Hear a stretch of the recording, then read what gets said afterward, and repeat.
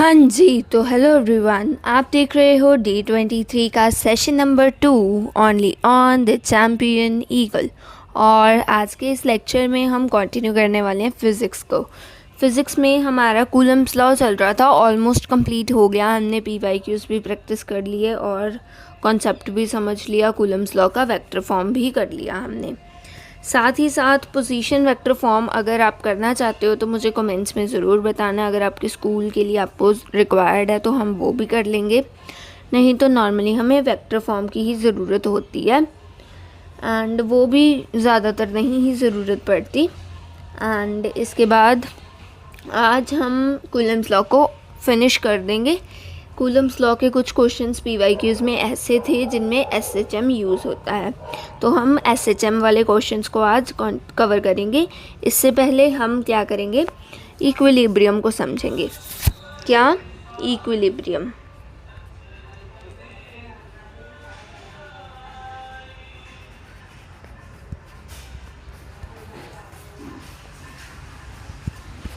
Physics में equilibrium जो है वो उसकी ऑब्जेक्ट की पोजीशन पे डिपेंड करता है, ठीक है।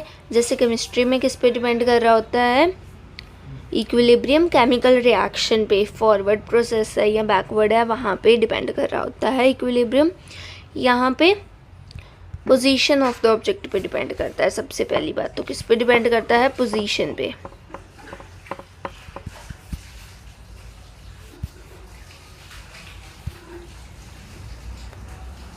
ठीक है, कौन से होते हैं इक्विलिब्रियम? 3 टाइप्स होती हैं इक्विलिब्रियम की। फर्स्ट होता है स्टेबल इक्विलिब्रियम, सेकंड है अनस्टेबल इक्विलिब्रियम, थर्ड है न्यूट्रल इक्विलिब्रियम। ठीक है, तो वो न्यूट्रल इक्विलिब्रियम, अनस्टेबल इक्विलिब्रियम और स्टेबल इक्विलिब्रियम, इनको अभी हम समझते हैं कि कैसे होते हैं, कौन से इक्विलिब्रियम कब होते हैं। इसके लिए हम एक इमेज पे चलते हैं, वहाँ से आपको इजीली समझ आएगा। हाँ जी, तो देखो सबसे पहले अपने पास क्या है, न्यूट्रल इक्विलिब्रियम। सबसे पहले हम न्यूट्रल इक्विलिब्रियम की बात कर लेते हैं, ठीक है। तो यहाँ पे देखो अब न्यूट्रल इक्विलिब्रियम क्या होता है, सबसे पहले समझने की कोशिश करो। न्यूट्रल इक्विलिब्रियम वो इक्विलिब्रियम होता है जब हम कुछ एक्सटर्नल फोर्स अप्लाई करें और ऑब्जेक्ट क्या है, डिस्प्लेस हो। यहाँ पे हमें बताया गया है कि ग्रे वाला जो एरो है वो डिस्प्लेसमेंट को बता रहा है, तो यहाँ पे क्या हो रही है, डिस्प्लेसमेंट हो रही है। डिस्प्लेस करेंगे तो कोई एक्सटर्नल क्या है, फोर्स अप्लाई करेंगे, एंड जब तक तो एक्सटर्नल फोर्स अप्लाई कर रहे हैं डिस्प्लेसमेंट होगी, ठीक है। एंड अगर वापस ले आओगे तो ज़ीरो भी हो जाएगी, ठीक है। लेकिन अगर एक ही डायरेक्शन में आप एक्सटर्नल फोर्स अप्लाई कर रहे हो तो डिस्प्लेसमेंट कुछ आएगी, एंड जो डिस्प्लेसमेंट आने के बाद ऑब्जेक्ट की फाइनल पोजीशन होगी। जैसे ये देखो, हाँ जी, ये अपने ऑब्जेक्ट की क्या है, इनिशियल पोजीशन, ये क्या है, फाइनल पोजीशन। तो फाइनल पोजीशन आ गई कुछ, एंड जो फाइनल पोजीशन आई है, जब भी हम एक्सटर्नल फोर्स को रिमूव कर देंगे तो ऑब्जेक्ट क्या है, अपनी न्यू पोजीशन को ही इक्विलिब्रियम बना लेगा और उस पर कोई भी क्या है, मूवमेंट नहीं करेगा, ना वापस इनिशियल पोजीशन पे जाएगा और ना ही न्यू पोजीशन पे जाने की कोशिश करेगा। जिस पोजीशन को हम उसको दे देंगे, जहाँ तक डिस्प्लेस कर देंगे वहाँ तक डिस्प्लेस होके उसके वहाँ पे नया इक्विलिब्रियम जो अटेन करेगा वो क्या करेगा, बिना डिस्प्लेसमेंट, उसके बाद कोई और डिस्प्लेसमेंट नहीं होगी उस ऑब्जेक्ट की, ठीक है।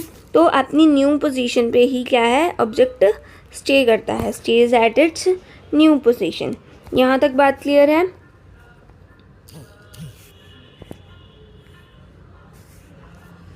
आगे देखो, अब देखो हम देखते हैं स्टेबल इक्विलिब्रियम। स्टेबल इक्विलिब्रियम के लिए हमने क्या किया, एक कटोरी टाइप ले ली, ठीक है। एंड इसमें क्या किया हमने, कटोरी के अंदर जो होलो पार्ट है उसमें हमने एक वो रख दिया ऑब्जेक्ट, मान लो बॉल रख दी। तो क्या होगा, अगर हम उसे थोड़ा सा भी डिस्प्लेस करवाएंगे तो उसको कोई न्यू पोजीशन मिलेगी, लेकिन वो उस न्यू पोजीशन पे नहीं रहेगा, वो एक नया इक्विलिब्रियम तो देखो जब भी हम पोजीशन चेंज करेंगे इक्विलिब्रियम क्या है, कोई नया अटेन होगा, ठीक है, या फिर वो अपनी इनिशियल पोजीशन पे वापस आ जाएगा तो पुराना वाला ही इक्विलिब्रियम अटेन कर लेगा। इक्विलिब्रियम यहाँ पे भी अटेन करेगा, यहाँ पे भी अटेन करेगा, यहाँ पे भी अटेन करेगा, तीनों केसेस में इक्विलिब्रियम अटेन करेगा, ठीक है।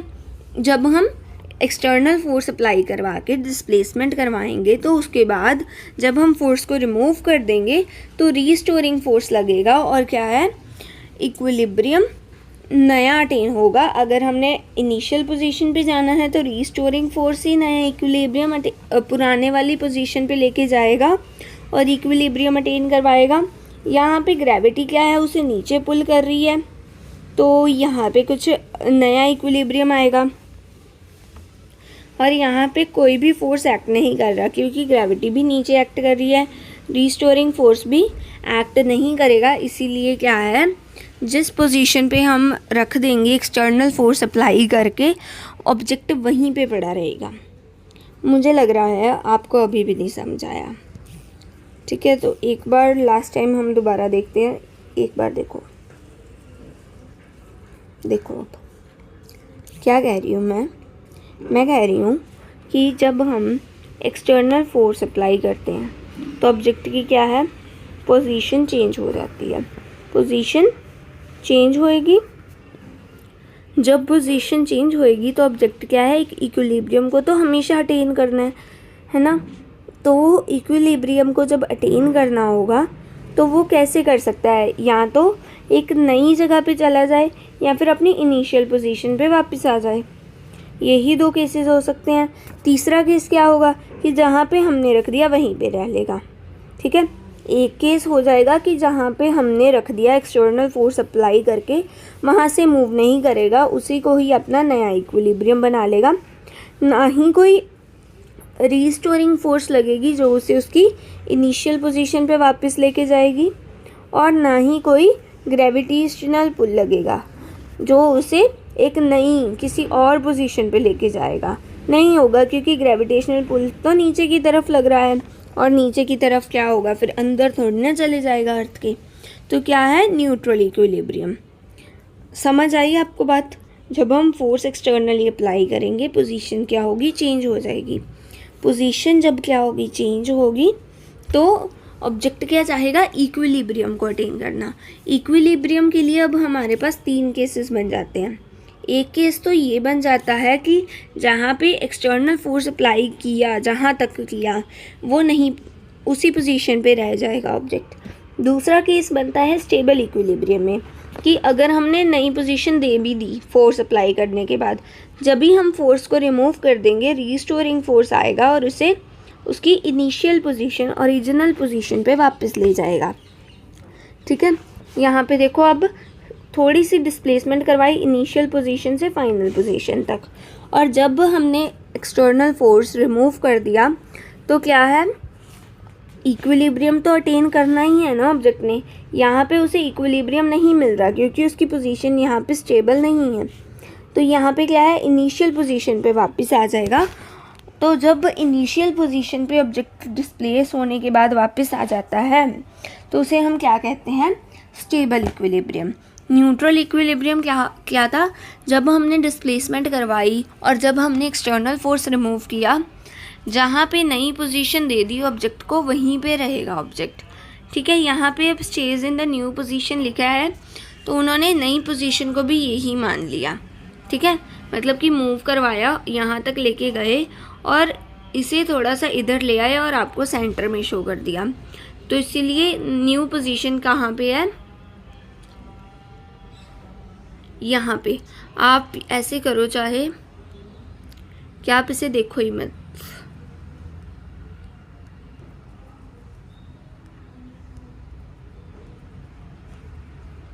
इसे मत देखो, जस्ट इतनी चीज़ समझो आप, ठीक है। वहाँ पे थोड़ी सी इमेज में प्रॉब्लम थी। तो अब हमें क्लियर है कि न्यूट्रल इक्विलिब्रियम में क्या हो रहा है, ऑब्जेक्ट को जहाँ तक मूव करवाएंगे वहीं तक रहेगा। वहाँ से जब हम एक्सटर्नल फोर्स को रिमूव कर देंगे तो ना वो इनिशियल पोजीशन पे जाएगा और ना ही कोई और पोजीशन पे जाएगा। जहाँ पे हमने डिस्प्लेस कर दिया वहीं पे रह जाएगा। स्टेबल इक्विलिब्रियम में इनिशियल पोजीशन पे वापस जाएगा, ठीक है। और यहाँ पे क्या है, यहाँ पे ओरिजिनल पोजीशन से और दूर जाएगा। यहाँ पे ओरिजिनल पोजीशन पे वापस आ रहा था, यहाँ पे जहाँ पे हमने रख दिया वहीं पे रह रहा था। अब देखो, अब हमने थोड़ी सी डिस्प्लेसमेंट करवाई, यहाँ तक ले आए, ठीक है। यहाँ तक लेके आए तो यहाँ पे अब वापस तो जाएगा नहीं अपनी इनिशियल पोजीशन पे, तो क्या करेगा, नीचे की तरफ जाएगा, क्योंकि ग्रेविटी उस पर एक्ट कर रही है, रीस्टोरिंग फोर्स एक्ट नहीं कर पा रहा, ठीक है। तो ऑब्जेक्ट की अब नई पोजीशन क्या आ जाएगी, यहाँ पे ग्राउंड पे आ जाएगी और यहाँ पे उसका नया इक्विलिब्रियम अटेन हो जाएगा, ठीक है। इक्विलिब्रियम तो अटेन करना ही है जब हमने एक्सटर्नल फोर्स रिमूव कर दिया। जब इक्विलिब्रियम अटेन करेगा, वो कहाँ पे अटेन कर रहा है उस चीज़ को हम देखते हैं। अगर तो ओरिजिनल पोजीशन पे वापस जा रहा है तो क्या होगा, स्टेबल इक्विलिब्रियम। अगर ओरिजिनल पोजीशन से और दूर जा रहा है तो उसे हम कहेंगे, क्या कहेंगे, अनस्टेबल इक्विलिब्रियम। और न्यूट्रल इक्विलिब्रियम कहाँ है, जहाँ पे हम डिस्प्लेस करवा के रख देंगे वहीं पे रह पड़ेगा। उसको ना ही वो दूर जाएगा और ना ही वो नज़दीक आएगा, मूव ही नहीं करेगा, वहीं पे रेस्ट पे आ जाएगा। कहाँ पे आ जाएगा, साथ ही साथ रेस्ट पे। जब भी एक्सटर्नल फोर्स रिमूव कर देंगे साथ ही साथ रेस्ट पे आ जाएगा। और यहाँ पे क्या है, रेस्ट पे नहीं आएगा। एक केस में ओरिजिनल पोजीशन पे वापस जाएगा, दूसरे केस में ओरिजिनल पोजीशन से दूर जाएगा। इसको एक बार नोट्स में भी नोट कर लेते हैं।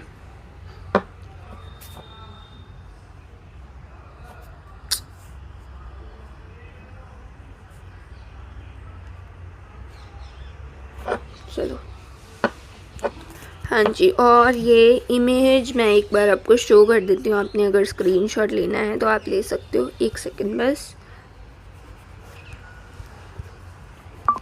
हाँ जी, तो अब आप स्क्रीनशॉट ले लेना इसका।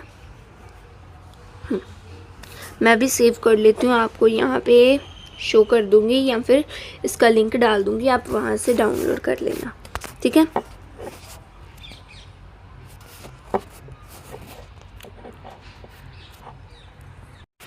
देखो, अब हम इक्विलिब्रियम को थोड़ा सा और अच्छे से समझेंगे। यहाँ पे नोट करोगे तो आपको ज़्यादा इजीली समझ आएगा। देखो, जो इक्विलिब्रियम है उसकी दो क्लासिफिकेशंस बन सकती हैं। एक तो ये बन जाएगी कि जब हम एक्सटर्नल फोर्स रिमूव करते हैं, when external force is removed,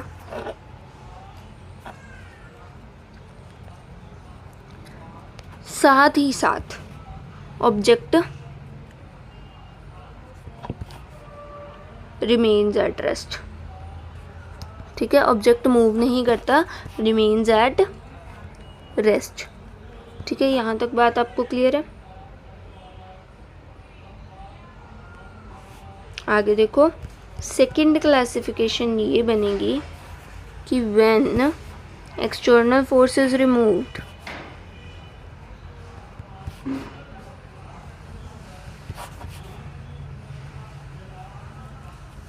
object changes its position. Object क्या है, अपनी पोजीशन को चेंजेस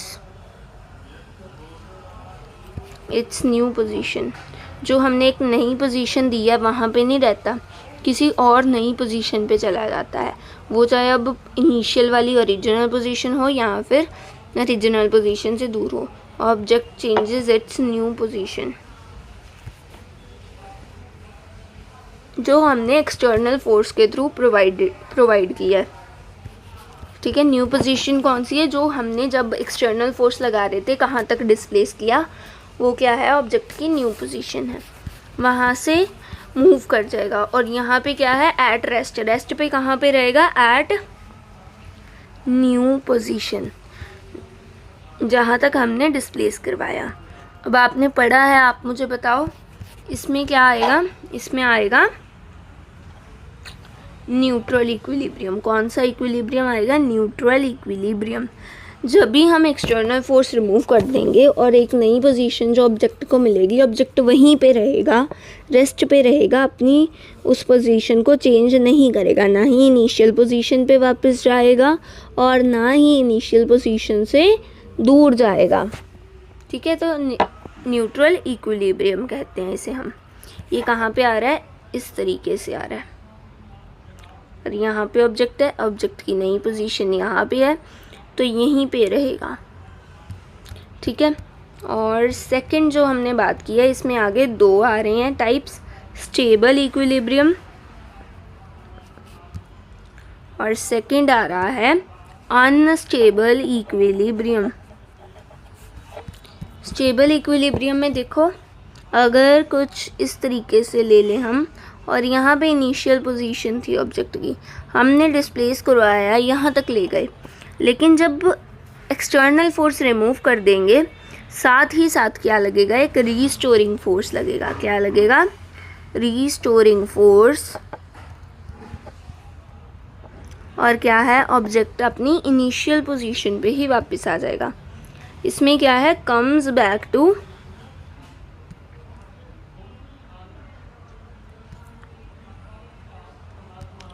इनिशियल पोजीशन। यहाँ तक बात आपको क्लियर हो गई है?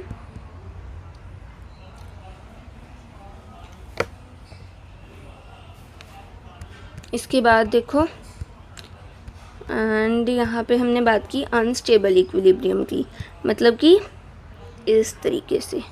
अभी यहाँ पे ऑब्जेक्ट रखोगे, यहाँ तक डिस्प्लेस करवा के ले गए आप। ठीक है, तो अब जब आप एक्सटर्नल फोर्स रिमूव कर दोगे, ग्रेविटी के पुल में क्या है? ऑब्जेक्ट ग्राउंड पे पहुंच जाएगा, आप अपनी इनिशियल पोजीशन पे वापस नहीं आएगा। Moves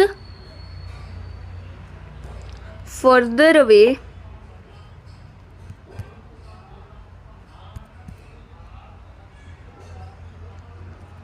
from initial position.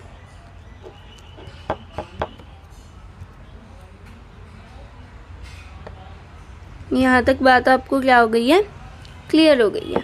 ठीक है, अब इन तीनों केसेस को अगर हम कंबाइन कर दें तो कैसे बनेगा? अनस्टेबल इक्विलिब्रियम, यहाँ पे ऑब्जेक्ट है, स्टेबल इक्विलिब्रियम, यहाँ पे ऑब्जेक्ट है, और न्यूट्रल इक्विलिब्रियम। या फिर आगे क्या देखो, ये कर सकते हो आप,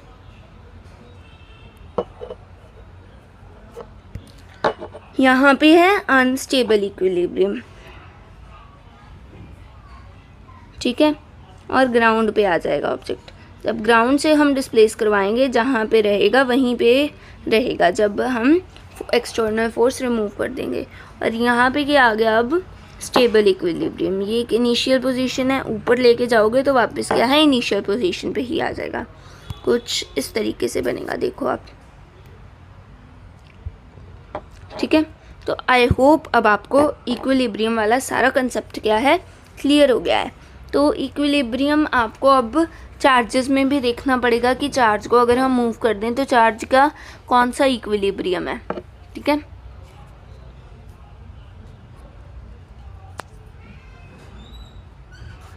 देखो अब जैसे हम ले लें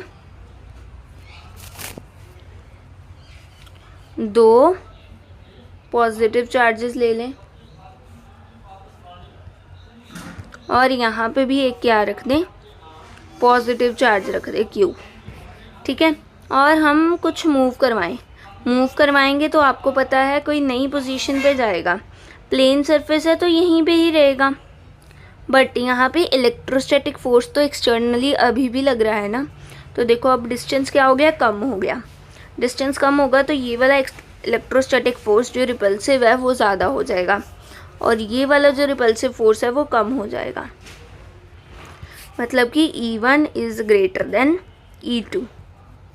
ठीक है, अब E1 क्या है? ज़्यादा है। E1 इसको पीछे पुश कर रहा है, तो यहीं पे अपनी इनिशियल पोजीशन पे वापस आ जाएगा, क्योंकि ये क्या है? हमने बात की हुई है कि ये क्या है? इक्विलिब्रियम पोजीशन है। तो अपनी इक्विलिब्रियम पोजीशन पे वापस आ जाएगा, जहाँ पे इस पे नेट फोर्स कितना हो जाएगा, 0 हो जाएगा दोनों तरफ से। तो अपनी इक्विलिब्रियम पोजीशन पे ही वापस आएगा, ऑब्जेक्ट इनिशियल पोजीशन पे वापस आएगा।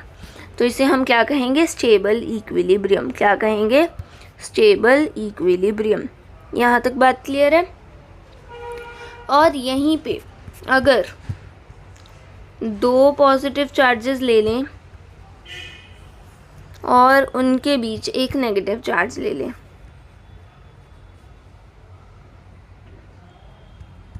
ठीक है, तो अब अगर हम यहाँ पे मूव करवाएं ऑब्जेक्ट को, मतलब कि नेगेटिव चार्ज को इधर ले आए, तो यहाँ पे क्या है, डिस्टेंस कम हो गया, अट्रैक्टिव फोर्स है, तो ये वाला अट्रैक्टिव फोर्स ज़्यादा होगा।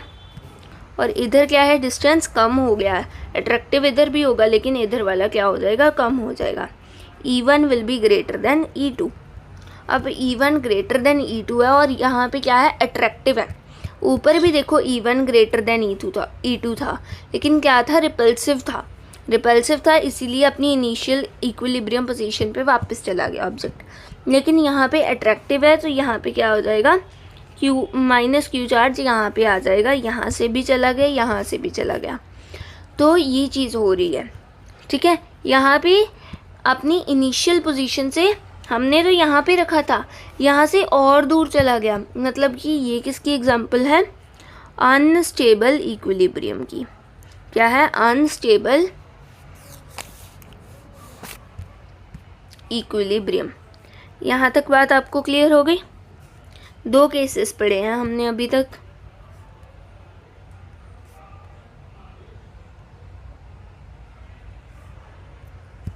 देखो अब यहाँ पे जब ऑब्जेक्ट को हम यहाँ तक ले आए तो ऑब्जेक्ट अपनी इनिशियल पोजीशन पे वापस जाएगा, और अगर हम ऑब्जेक्ट को इस साइड पे ले आते तो यहाँ से भी उसने अपनी इनिशियल पोजीशन पे क्या करना था, वापस जाना था। तो यहाँ पे क्या हो सकता है, SHM पॉसिबल है, सिंपल हार्मोनिक मोशन क्या है, पॉसिबल है, कि इधर से इधर जाएगा, इधर से इधर जाएगा और इस तरीके से वाइब्रेट करता रहेगा, इस तरीके से वाइब्रेट करेगा, पहले इधर जाएगा फिर इधर जाएगा, इधर इधर इधर इधर, इस तरीके से जो अपना सेंटर पे बीच में चार्ज है वो इक्विलिब्रियम पोजीशन, वो क्या है, SHM परफॉर्म करेगा, सिंपल हार्मोनिक मोशन, मतलब कि वाइब्रेट कर रहा होगा। लेकिन यहाँ पे तो वो और दूर जा रहा है इनिशियल पोजीशन से और इसको न्यूट्रलाइज कर रहा है जाके, ठीक है, क्योंकि ये कंबाइन हो जाएंगे आपस में अट्रैक्ट होके। तो क्या है, यहाँ पे SHM पॉसिबल ही नहीं है, ये वाइब्रेट कैसे करेगा, इधर वापस ही नहीं जा रहा, वापस जाएगा तो इधर दोबारा से वापस आएगा और वाइब्रेट करेगा इस तरीके से। तो वाइब्रेशंस यहाँ पे पॉसिबल नहीं है, मतलब कि SHM स्टेबल इक्विलिब्रियम में पॉसिबल होता है क्योंकि ऑब्जेक्ट अपनी इनिशियल पोजीशन पे वापस आता। अब देखो ये स्टेबल इक्विलिब्रियम की एग्जांपल है, यहाँ पे ऑब्जेक्ट था, ऑब्जेक्ट को हमने मूव करवा के इधर ले गए, इधर जब लेके जाएंगे हम देखते हैं रीस्टोरिंग फोर्स लगेगा, यहाँ पे वापस ले आएगा। अगर आप एक्चुअल में इसे प्रैक्टिकली करके देखोगे ना तो वापस नहीं आएगा, थोड़ा सा ऊपर जाएगा, फिर थोड़ा सा इधर ऊपर जाएगा, फिर थोड़ा इधर ऊपर, एंड ये वाइब्रेशंस कम होती जाती हैं, at the end initial position पे ऑब्जेक्ट आ जाता है। लेकिन पहले क्या है, वाइब्रेशंस हो रही होती हैं, मतलब कि SHM हो रहा होता है, दोनों साइड से ऊपर नीचे ऑब्जेक्ट मूव कर रहा होता है। तो यहाँ पे क्या है, स्टेबल इक्विलिब्रियम में क्या है, SHM पॉसिबल है, न ही न्यूट्रल इक्विलिब्रियम में SHM पॉसिबल है, और अनस्टेबल इक्विलिब्रियम में तो बिल्कुल भी नहीं पॉसिबल है SHM। यहाँ तक बात आपको अब क्या हो गई है, क्लियर हो गई है, ठीक है। इसी तरीके से हाँ जी, तो अब अपना आ गया थर्ड केस में देखो क्या कर रहे हैं हम, यहाँ पे एक प्लस Q चार्ज है, यहाँ पे दूसरा प्लस Q चार्ज है, और यहाँ पे इक्विलिब्रियम पोजीशन पे एक प्लस Q चार्ज और पड़ा है। इस प्लस Q चार्ज को हम क्या कर रहे हैं, मूव करवा रहे हैं ऊपर की तरफ, या फिर नीचे की तरफ भी करवा सकते हो, सेम ही होगा केस। तो प्लस Q चार्ज क्या है, ऊपर चला गया, तो यहाँ से क्या है और दूर जाएगा, क्या होगा, यहाँ से और दूर जाने की कोशिश करेगा। यहाँ पे क्या था, नेट फोर्स 0 हो रहा था, ये एक इक्विलिब्रियम पोजीशन थी इनिशियली, ठीक है। लेकिन अब अगर हम इसे यहाँ पे ले आए, ठीक है, तो देखो यहाँ पे रिपल्सिव फोर्स लगेगा इस तरफ F1 और इस तरफ क्या लगेगा, F2 लगेगा दूसरे चार्ज की वजह से, यहाँ से, मतलब कि यहाँ से। आई होप अब आपको बात क्या होगी, क्लियर हुई है कि यहाँ पे प्लस Q चार्ज था, इसकी वजह से भी रिपल्सिव फोर्स लग रहा था F2 और यहाँ पे क्या है F1। दोनों फोर्सेस को जब हम नेट फोर्स निकालेंगे तो इधर आएगा, इधर क्या आएगा, F नेट फोर्स ऊपर की तरफ है, मतलब कि ऑब्जेक्ट क्या है, इनिशियल पोजीशन। इनिशियल पोजीशन कहाँ है, यहाँ पे है। इनिशियल पोजीशन से और दूर जाएगा, ठीक है, तो दूर ही जाएगा ऑब्जेक्ट, वापस इनिशियल पोजीशन पे नहीं आएगा।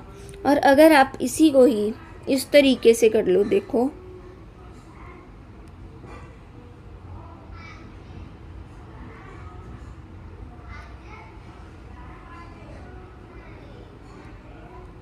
एक सेकेंड, हाँ जी, तो अगर हम ये मान ले कि यहाँ पे इनिशियल पोजीशन ये नहीं थी, ठीक है, इनिशियल पोजीशन यही थी प्लस Q चार्ज जो हमने अभी बनाया है, और इसके बाद अब हम एक और पोजीशन दे दें उसी ऑब्जेक्ट को। इनिशियल पोजीशन ये थी, एक फाइनल पोजीशन दे दें, यहाँ पे ले आए, वही प्लस Q चार्ज है। तो अब अट्रैक्टिव फोर्स अब भी ऊपर ही लगेगी, तो ऑब्जेक्ट अपनी इनिशियल पोजीशन पे वापस नहीं जाएगा। F नेट क्या है, ऊपर लग रहा है, मतलब कि दूर भेज रहा है ऑब्जेक्ट को। तो क्या होगा, यहाँ पे अनस्टेबल इक्विलिब्रियम। कैसा इक्विलिब्रियम है, अनस्टेबल इक्विलिब्रियम। और जब भी इक्विलिब्रियम अनस्टेबल होता है तो SHM नहीं होगी। और अब अगर हम यहाँ पे प्लस Q की जगह पे माइनस Q चार्ज ले रहे होते, माइनस Q चार्ज लेते तो इधर अट्रैक्टिव फोर्स लगता, इधर अट्रैक्टिव फोर्स लगता और नेट अट्रैक्टिव फोर्स नीचे की तरफ लगता, ठीक है। और यहाँ पे भी ऑपोजिट हो जाता, इधर अट्रैक्टिव फोर्स लगता, इधर से भी अट्रैक्टिव फोर्स लगता और नेट अट्रैक्टिव फोर्स नीचे की तरफ हो जाता। तो क्या है, ऑब्जेक्ट अपनी इनिशियल पोजीशन जो यहाँ पे थी माइनस Q चार्ज की, वहाँ पे वापस आना चाहेगा। वापस आना चाहेगा तो क्या होगा, यहाँ पे स्टेबल इक्विलिब्रियम होगा। क्या होगा, स्टेबल इक्विलिब्रियम। अगर यहाँ पे स्टेबल इक्विलिब्रियम है तो क्या होगा, SHM पॉसिबल होगा। जब देखो अब ऑब्जेक्ट क्या करेगा, ऊपर से नीचे आएगा। पहले तो इनिशियल पोजीशन ये थी, यहाँ से ऊपर लेके गए, अट्रैक्टिव फोर्स नीचे की तरफ लग रहा है, वापस नीचे आ जाएगा। नीचे आएगा तो थोड़ा सा और नीचे चला जाएगा, थोड़ा सा नीचे जाएगा, फिर ऊपर जाएगा, फिर नीचे आएगा, ऊपर जाएगा। तो इसी तरीके से क्या है, वाइब्रेशंस स्टार्ट हो जाएंगी। क्या हो गया, वाइब्रेशंस स्टार्ट हो जाएंगी। अगर वाइब्रेशंस स्टार्ट होंगी तो क्या है, SHM पॉसिबल हो जाएगा। यहाँ तक आई होप अब आपको बातें क्या है, क्लियर हो गई हैं, ठीक है। अब हमने इस तरीके वाले क्वेश्चंस नहीं किए थे, हम इसको एक बार कूलम्स लॉ के थ्रू ही फोर्सेस को देख लेते हैं कि अगर हम यहाँ से ऊपर ले जाएं चार्ज को तो फोर्स कितना लगेगा और किस डायरेक्शन में लगेगा, इस चीज़ को हम देखेंगे, ठीक है।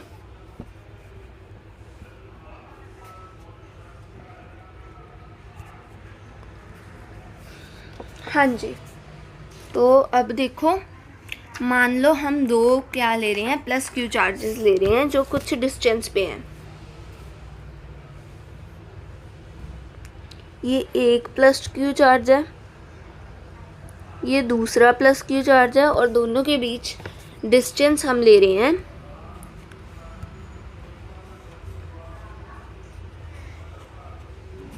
कितना डिस्टेंस लेंगे, 2r। कितना लेंगे, 2r।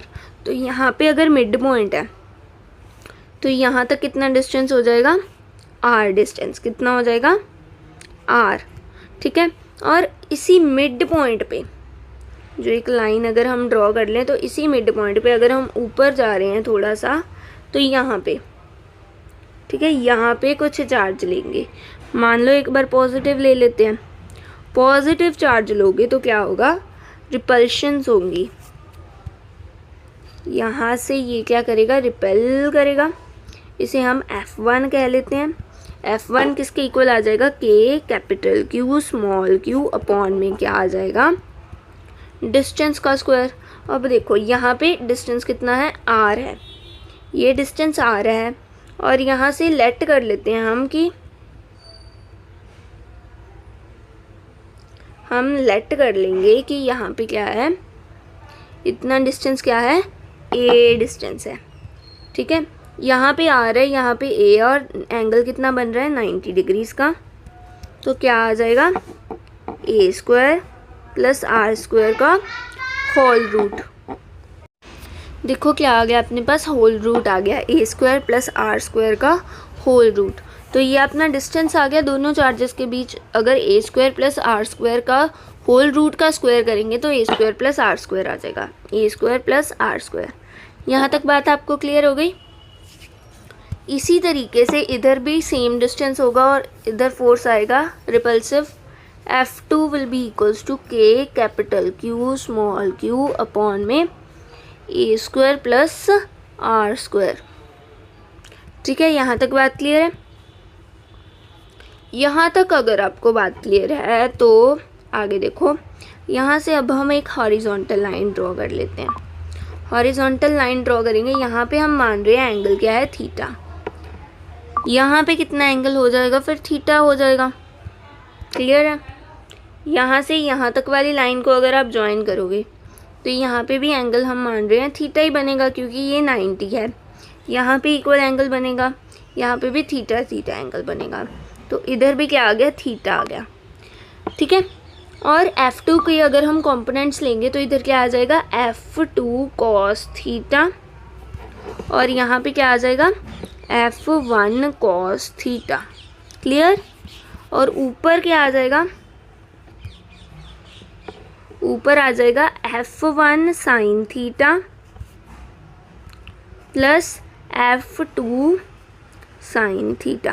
थीटा दोनों तरफ सेम है और F2 और F1 की वैल्यू भी सेम है, तो इसे हम लिख सकते हैं 2 टाइम्स F1 sin थीटा। यहाँ तक बात क्लियर है। यहाँ पे देखो ये क्या है, F2 cos थीटा, ये है F2 cos थीटा, और ये क्या है, F1 cos थीटा। F1 और F2 इक्वल है, cos थीटा भी दोनों तरफ इक्वल हो जाएगा, तो ये क्या है, कैंसिल आउट कर देंगे एक दूसरे को। तो इसे हम क्या ले रहे हैं, कैंसिल आउट हो गया यहाँ पे। तो F नेट किधर आ जाएगा, ऊपर वाली डायरेक्शन में क्या आ जाएगा, 2F। कितना आ जाएगा, F net will be equal to 2 into F sine theta. अब F की वैल्यू तो हमें पता है, K capital Q small q upon a square plus r square. तो 2 into K Q upon a square plus r square आ गया। और साइन थीटा की वैल्यू आप इस ट्रायंगल से निकाल सकते हो। साइन थीटा है तो यहाँ से साइन थीटा क्या आ जाएगा, परपेंडिकुलर अपॉन में हाइपोटेन्यूज। ये है a और ये क्या है, a square plus r square का whole root.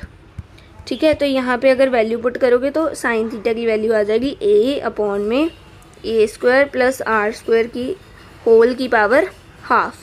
Half means root. ठीक है। तो यहाँ से जब आप दोनों को ऐड करोगे तो क्या आ जाएगा, मल्टीप्लाई करोगे a square plus r square की पावर हाफ और की उसकी पावर 1, दोनों को मल्टीप्लाई करोगे तो एट दी एंड क्या आ जाएगा आपके पास, 2 capital K small q capital Q into a upon में क्या आ जाएगा, a square plus r square का होल की पावर 3/2। यहाँ तक बात आपको क्या हो गई, अब क्लियर हो गई है। तो यही क्या है अपना F नेट आ गया है, F नेट यही आ गया। ठीक है। तो ये अपना F नेट आ गया। इसको एक बार देख लो, यहाँ पे अपना F नेट आ गया।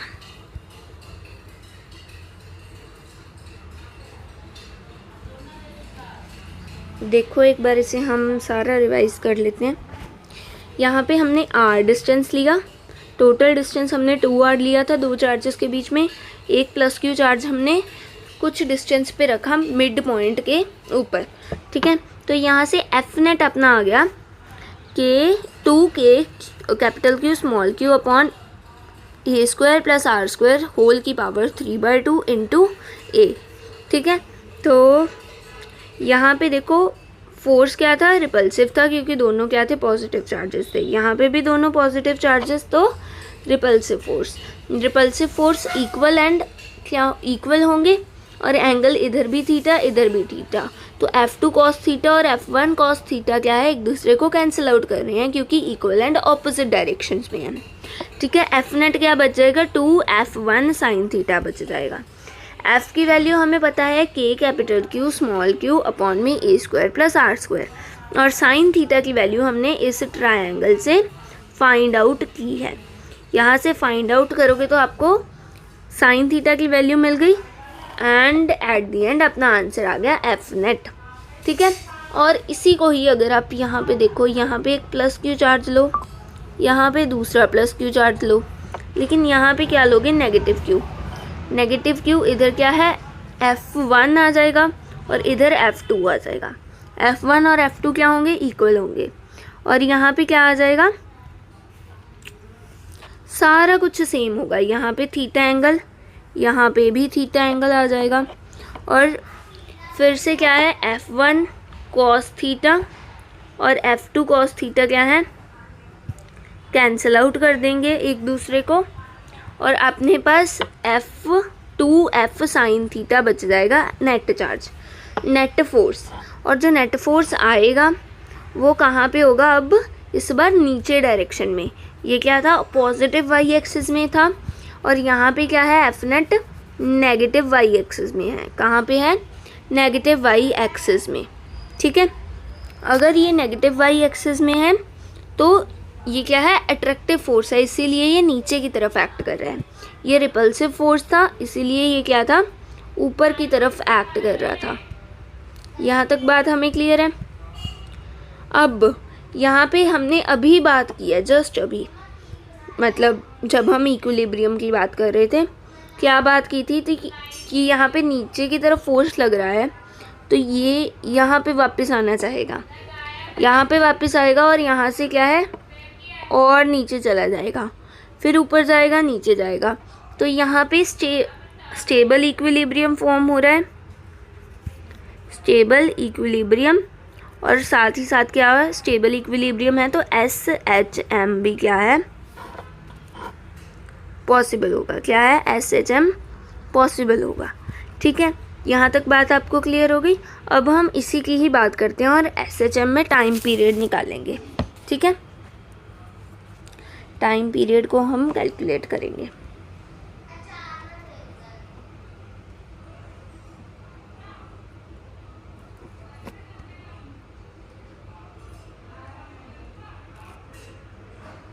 हाँ जी, तो अब देखो यहाँ पे हमने क्या लिए थे, दो पॉजिटिव चार्जेस,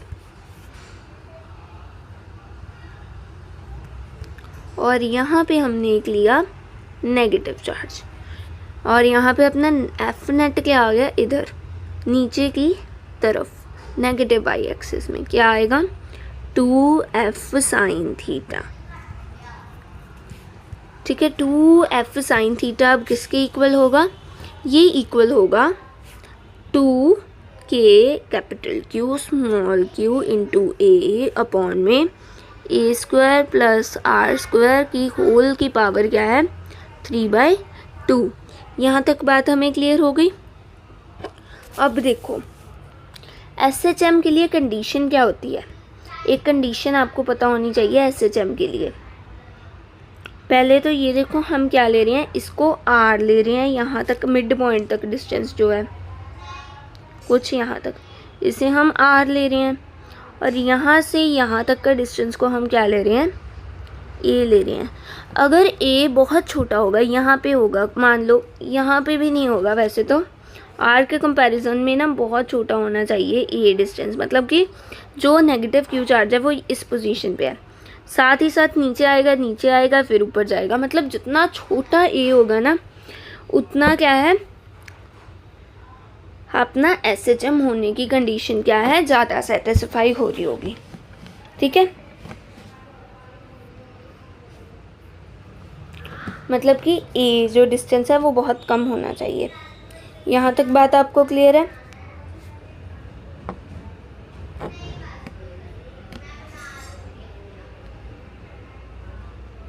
यहाँ तक डिस्टेंस कितना है ए है।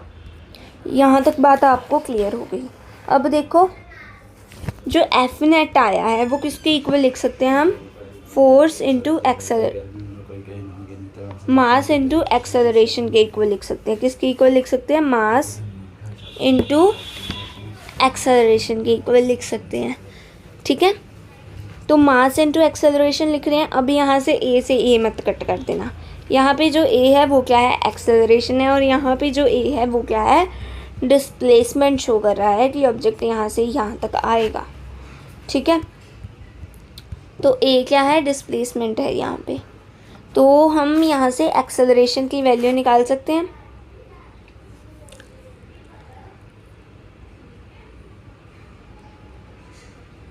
अगर आपने एक्सेलरेशन की वैल्यू निकालनी है तो क्या करोगे? इस मास को दूसरी तरफ डिवाइड कर दोगे। तो इस मास को इधर ले जाएंगे हम, तो यहाँ पे आ जाएगा और यहाँ से क्या है? कैंसिल आउट हो जाएगा। तो एक्सेलरेशन यहाँ से अपने पास क्या आ गई? Acceleration will be equal to 2k capital Q small q a upon में m into a square plus are square की पावर 3/2। यहाँ तक बात क्लियर है? अब SHM की कंडीशन क्या बताई है? a must be very very less than r। ठीक है, r तो आपको पता है क्या है? डिस्टेंस है। a है ये वाली एक्सेलरेशन। ठीक है, तो एक्सेलरेशन क्या है? बहुत कम होनी चाहिए, बहुत कम। ठीक है, अब एक्सेलरेशन को हम आगे क्या लिख सकते हैं? Acceleration is equals to omega square x. ठीक है, और एक्स क्या है? डिस्प्लेसमेंट है। यहाँ से एक्सेलरेशन को अब हम क्या कर देते हैं? रिमूव कर देते हैं। हमें एक्सेलरेशन की ज़रूरत नहीं है। एक्सेलरेशन की वैल्यू हमने क्या पुट कर दिया? अब एक्सेलरेशन किसके इक्वल होती है?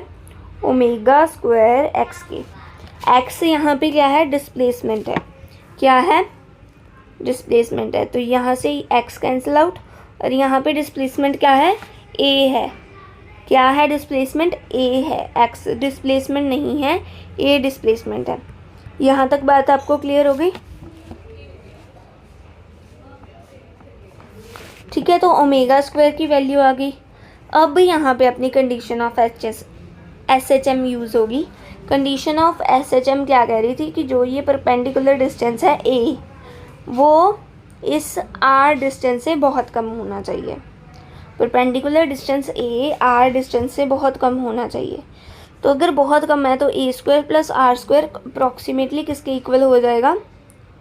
ए square plus are square approximately R square के ही इक्वल हो जाएगा, क्योंकि ए तो बहुत छोटा है। मैं शायद आपको ऊपर गलती से बोल बैठी हूँ कि ए क्या है? यहाँ पे एक्सेलरेशन है कि कंडीशन ऑफ SHM में कि ए बहुत कम होना चाहिए आर से, और यहाँ पे ए डिस्प्लेसमेंट है, एक्सेलरेशन नहीं है। ये मैं गलती से बोल दिया मैंने। ठीक है, ये डिस्प्लेसमेंट है। यहाँ तक बात आपको क्लियर है? ठीक है, अब देखो अपने पास ओमेगा स्क्वायर की वैल्यू क्या आ गई? Omega square is equals to 2k capital Q small q upon में m, और a square plus are square को हम क्या लिख सकते हैं? आर स्क्वायर लिख सकते हैं। आर स्क्वायर की पावर 3/2। 2 से 2 कैंसिल आउट हो जाएगा तो आर क्यूब बच जाएगा। क्या बच जाएगा? R cube.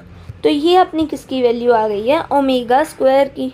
तो इसका अगर हम रूट कर देंगे तो इधर भी रूट कर देंगे, यहाँ पे क्या आ जाएगा? ओमेगा की वैल्यू आ गई अपने पास। ठीक है, ओमेगा की अब अपने पास वैल्यू आ गई है, तो टाइम पीरियड निकालना है हमने। टाइम पीरियड किसके इक्वल होता है? 2 पाई ओवर ओमेगा।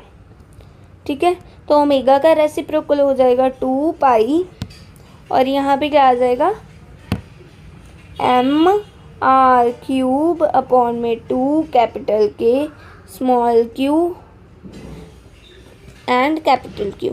यहाँ तक बात आपको क्लियर हो गई। तो ये अपना क्या आ गया है, टाइम पीरियड आ गया है, और अपना आंसर क्या है, निकल गया। क्या हो गया ये, हाँ जी, तो यहाँ तक लिया हमने।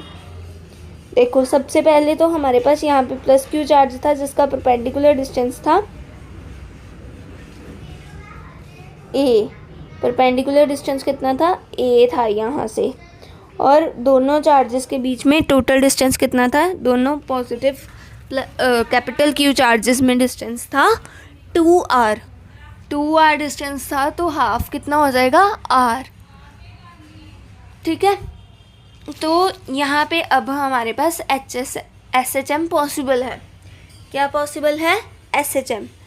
अगर SHM पॉसिबल है, SHM के लिए कंडीशन होती है। कंडीशन क्या होती है कि जो A है, A क्या है, परपेंडिकुलर डिस्टेंस है, या फिर आप इसको डिस्प्लेसमेंट भी कह सकते हो। ये वाला जो परपेंडिकुलर डिस्टेंस है यहाँ से नेगेटिव स्मॉल q चार्ज से लेके मिड पॉइंट के बीच तक, मिड पॉइंट तक, ठीक है, वो क्या है, A की वैल्यू। A क्या है, परपेंडिकुलर डिस्टेंस या फिर डिस्प्लेसमेंट कह लो आप। ठीक है, चार्ज क्या है, डिस्प्लेस करेगा, क्योंकि वो नीचे की तरफ आएगा, तो यहाँ पे उसकी डिस्प्लेसमेंट भी कह सकते हैं हम इसे। ठीक है, जो डिस्प्लेसमेंट होगी वो क्या है, बहुत कम होनी चाहिए r से। r क्या है, 2 पॉजिटिव प्लस q चार्जेस पे डिस्टेंस। ठीक है, एंड यहाँ से एफ नेट की जो वैल्यू आई थी उसको हम मास इनटू एक्सेलरेशन के इक्वल रख सकते हैं। एक्सेलरेशन की वैल्यू आ जाएगी अपने पास, एक्सेलरेशन की यहाँ पे अपने वैल्यू पुट की। ठीक है, तो एक्सेलरेशन किसके इक्वल होती है, ओमेगा स्क्वायर एक्स। एक्स क्या है, डिस्प्लेसमेंट है। ए भी क्या थी अपने पास, डिस्प्लेसमेंट थी। ठीक है, तो यहाँ से ए क्या है, ए और एक्स क्या है, कैंसिल आउट हो जाएंगे। और नीचे हमने अभी क्या बात की है, कंडीशन ऑफ SHM की। कंडीशन ऑफ SHM क्या कह रही है हमें कि a बहुत छोटा होना चाहिए r से। अगर a बहुत छोटा है तो a² plus r² approximately r² के इक्वल आ जाएगा। ठीक है, तो यहाँ से अपने पास ओमेगा की वैल्यू आ जाएगी। ओमेगा की वैल्यू क्या आ गई, √2k capital Q small q upon में mr³। ठीक है, इसके बाद हमने टाइम पीरियड निकाला। टाइम पीरियड का फॉर्मूला होता है 2 पाई अपॉन ओमेगा। ठीक है, ओमेगा की वैल्यू पुट करेंगे और इनटू क्या कर देंगे, 2 पाई कर देंगे और अपनी वैल्यू आ जाएगी। तो टाइम पीरियड, आई होप आपको ये सारा टॉपिक समझ आ गया होगा। लेकिन अगर यहाँ पे माइनस स्मॉल q की जगह पे पॉजिटिव स्मॉल q चार्ज होता तो यहाँ पे SHM नहीं पॉसिबल था, क्योंकि वो क्या, किसकी कंडीशन थी, अनस्टेबल इक्विलिब्रियम की कंडीशन थी। तो आई होप अब आपको क्या है, ये चीज़ें सारी समझ आ गई होंगी। कल हम पेंडुलम वाली प्रॉब्लम कर लेंगे इसके साथ, और देन अपना कूलम्स लॉ ख़त्म हो जाएगा और हम इलेक्ट्रिक फील्ड्स को स्टार्ट कर लेंगे और इलेक्ट्रिक फील्ड लाइंस को भी स्टार्ट कर देंगे। ठीक है, so thank you for watching the video. Don't forget to like, share and subscribe and